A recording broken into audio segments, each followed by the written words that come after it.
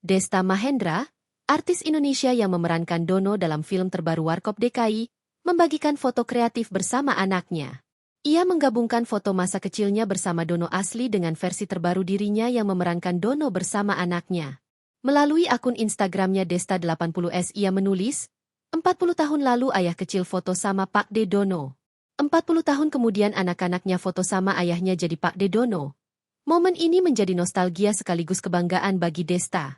Ia juga menceritakan tentang foto kecilnya itu bersama Dono. Saat itu ia merasa sangat bahagia bisa berfoto dengan idolanya, trio Warkop DKI. Pertemuan itu terjadi ketika acara kantor ayahnya menghadirkan bintang tamu utama Warkop DKI.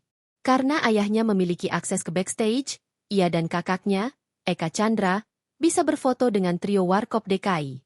Saat itu merasa itu adalah mimpi yang jadi kenyataan, ujarnya. Desta menceritakan bahwa keluarganya selalu menjadi penonton setia sejak film Warkop DKI pertama kali tayang.